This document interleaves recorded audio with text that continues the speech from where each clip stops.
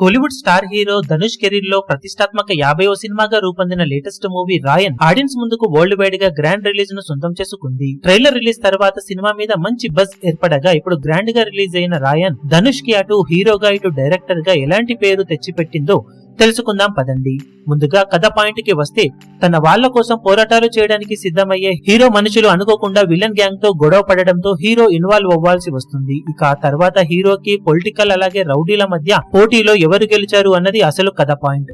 కథ పాయింట్ పరంగా చాలా థిన్ స్టోరీ పాయింట్ తోనే సినిమా తెరకెక్కింది. పర్ఫార్మెన్స్ పరంగా హీరోగా అండ్ డైరెక్టర్ గా ధనుష్ బాగానే న్యాయం చేశాడు, కానీ డైరెక్టర్ గా ఇంకా బాగా చేసి ఉండాల్సింది అనిపించింది.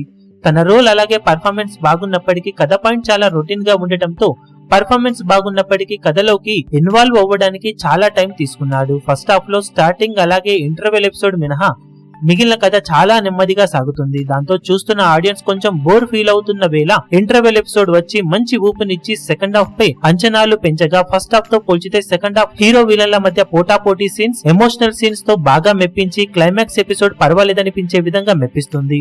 ఫస్ట్ హాఫ్ ను ఇంకా బెటర్ గా డీల్ చేసి ఉంటే సినిమా ఓవరాల్ గా ఇంకా బెటర్ గా ఉండేది. ధనుష్ మరోసారి ఎక్సలెంట్ పర్ఫార్మెన్స్ తో కుమ్మేశాడు. హీరోయిజం ఎలివేట్ అయ్యే సీన్స్, సెంటిమెంట్ సీన్స్ తో రఫ్ఫాడించాడు. ఎస్జే సూర్య తన రోల్ కి ఫుల్ న్యాయం చేయగా హీరో విలన్ల మధ్య వచ్చే సన్నివేశాలు చాలా బాగా ఉన్నాయనే చెప్పాలి.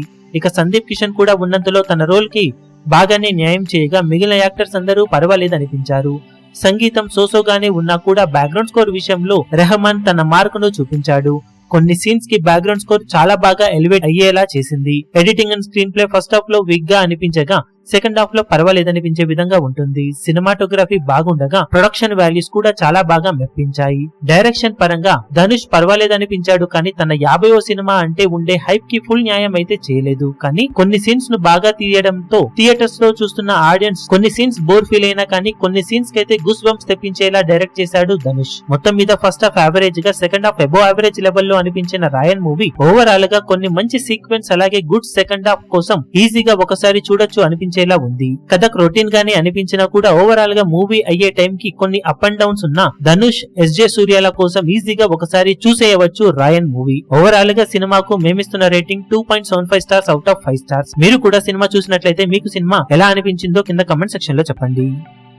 ఈ వీడియో మీకు నచ్చినట్లయితే లైక్ చేయండి, షేర్ చేయండి, ఛానల్ ను సబ్స్క్రైబ్ చేయడం మాత్రం మరవకండి. ఏ చిన్న అప్డేట్ ను మిస్ అవ్వకూడదు అనుకుంటే బెల్ ఐకాన్ ను ప్రెస్ చేయండి.